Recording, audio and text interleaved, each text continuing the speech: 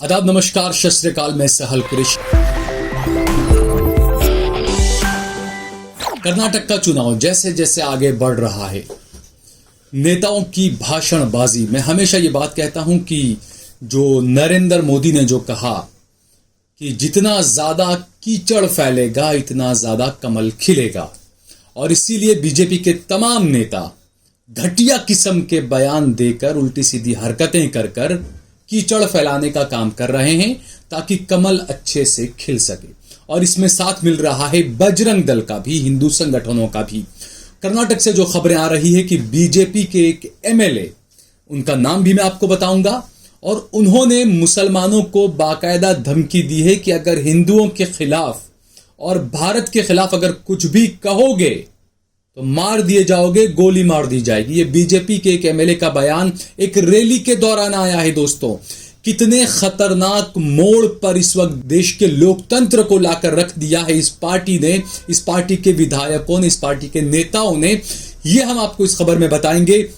लेकिन उससे पहले तो हमारे चैनल को जरूर सब्सक्राइब करें। सोशल मीडिया के तमाम प्लेटफॉर्म्स पर, फेसबुक पर, ट्विटर पर, इंस्टाग्राम पर पेज को जरूर फॉलो करें। हम बात कर रहे हैं बीजेपी के एमएलए, कर्नाटक के हैं, उनका नाम है बसंत गौड़ा। एक रैली को संबोधित कर रहे थे। हालांकि उन्होंने जो बातें कही है वो अपनी कर्नाटक की जबान में, वो भाषा है मलयालम में, जो भाषा उनकी रहती है उस भाषा में उन्होंने कहा है। वो वीडियो आपको सुनाने का कोई मतलब नहीं है क्योंकि ट्रांसलेट हमने नहीं किया उसका।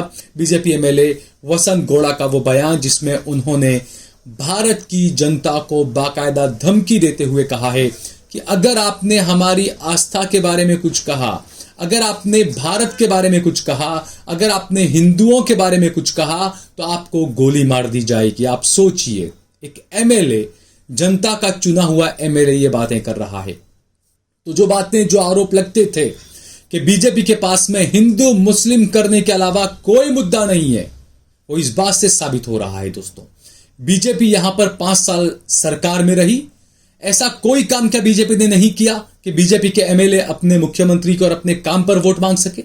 वो वोट मांग रहे हैं ये दिखाकर कि आपने अगर हिंदुओं के साथ कुछ किया तो आपको गोली मार दी जाएगी। उसके आगे वो कहते हैं कि हम कर्नाटका के अंदर योगी मॉडल को लेकर आएंगे। अतीक अहमद के बारे में उन्होंने बात करते हुए कहा कि हम योगी मॉडल को यहां पर लाएंगे, हम सीधा फैसला करेंगे सड़क के ऊपर, गोली मारकर एनकाउंटर कर सीधा फैसला करेंगे हम सड़क के ऊपर। यह बीजेपी के एमएलए का कहना है। और यह भी कहा कि हम जेल नहीं भेजेंगे, सड़क पर ही हम सीधा इंसाफ कर देंगे, सड़क पर हम गोली मार देंगे, एनकाउंटर कर देंगे। यानी कि बीजेपी के एमएलए खुद ये मुहर लगा रहे हैं कि अतीक अहमद और अशरफ को योगी सरकार ने मारा था या मरवाया था।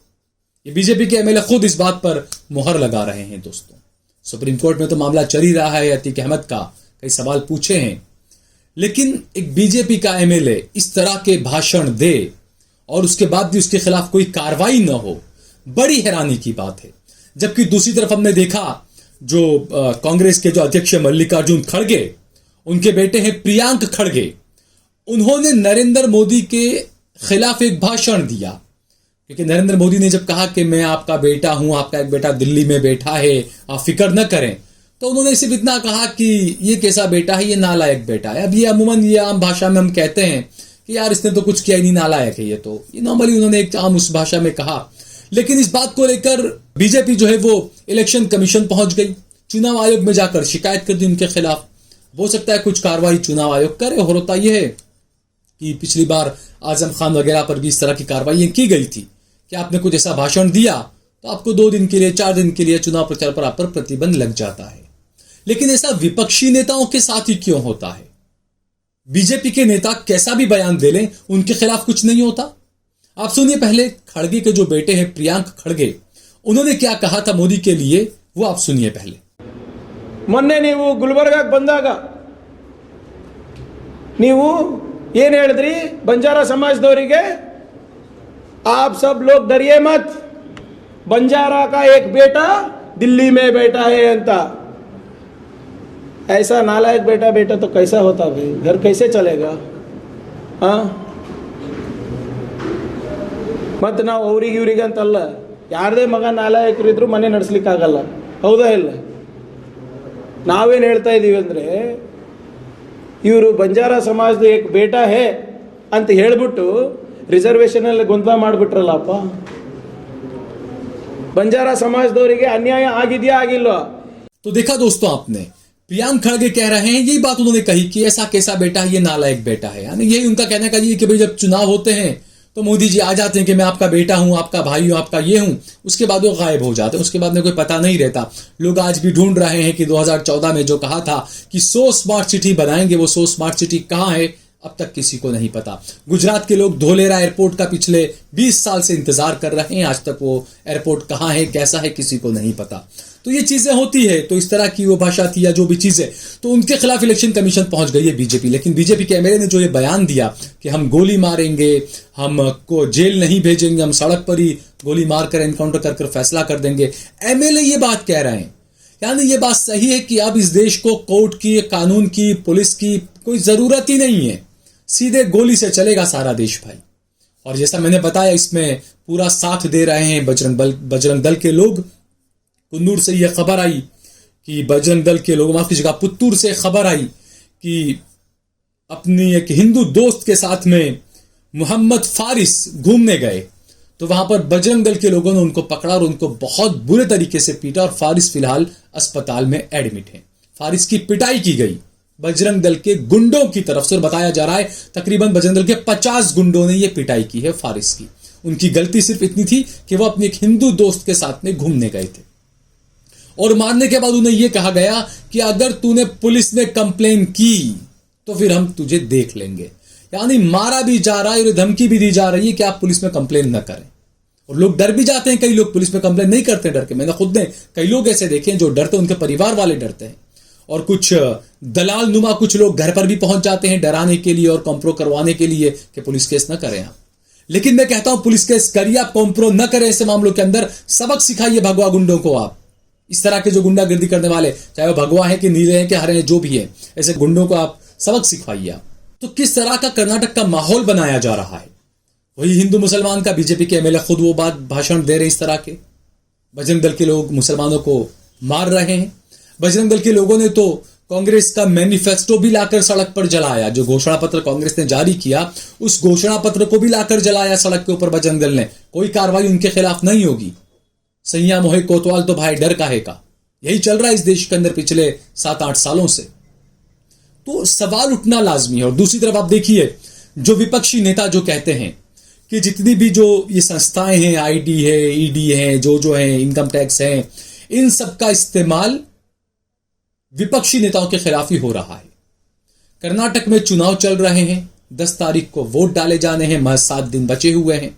लेकिन आज कर्नाटक में कांग्रेस के जो पुत्तूर से जो उम्मीदवार हैं अशोक राय, उनके भाई के घर पर इनकम टैक्स की छापेमारी की गई है. तो इससे जनता को समझ जाना चाहिए कि यह सरकार क्या चाह रही है, क्या कर रही है. 5 साल में कोई काम नहीं किया बीजेपी की सरकार ने. इसीलिए नरेंद्र मोदी ने 6 तारीख को नरेंद्र मोदी एक बहुत बड़ा रोड शो बेंगलोर में करने वाले हैं. और पता बताया जा रहा है 15, 20, 25 किलोमीटर लंबा शायद ये रोड शो होने वाला है. तो अगर कर्नाटक की बीजेपी की सरकार ने अगर इतना काम किया है, तो फिर नरेंद्र मोदी जी को इतना लंबा रोड शो करने की क्या जरूरत है, यह समझ से परे है. 35 किलोमीटर लंबा रोड शो नरेंद्र मोदी करने वाले हैं बेंगलोर के अंदर.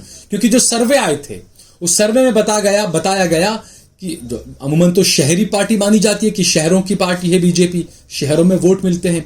लेकिन जो सर्वे हमने भी अपने देश लाई पर जो बताया था, उसमें बताया गया था कि कर्नाटक के अंदर बीजेपी को 5 से 8 सीटें सिर्फ मिलेगी और 15 से ज्यादा सीटें वहां की कांग्रेस जीत सकती है. तो इसी सर्वे का नतीजा इसको माना जाए कि नरेंद्र मोदी को 35 किलोमीटर लंबा रोड शो वहां पर करना पड़ रहा है. 6 मई के रोज नरेंद्र मोदी का 35 किलोमीटर लंबा रोड शो कर्नाटक में रखा गया है. और बाकी का काम तो उनके ये जो बयानवीर हैं, जिनको उन्होंने जिम्मेदारी सौंपी है कीचड़ फैलाने की ताकि कमल बहुत अच्छे से खिले, तो वो काम कमल को खिलाने के लिए कीचड़ फैलाने का काम बजरंग दल के लोग कर रहे हैं. इनकम टैक्स वगैरह को जो जिम्मेदारी दी गई है, वो अपनी जिम्मेदारी निभा रहे हैं. और एमएलए साहब और बीजेपी के दूसरे नेता, वो तो कीचड़ फैलाने में कोई कसरी बाकी नहीं रख रहे. वो ये भूल गए, मोदी जी ने कहा था कि कीचड़ फैलाओ कि उससे कमल खिल सके, लेकिन ये तो कीचड़ की होली खेलने लग गए शायद मेरे ख्याल से.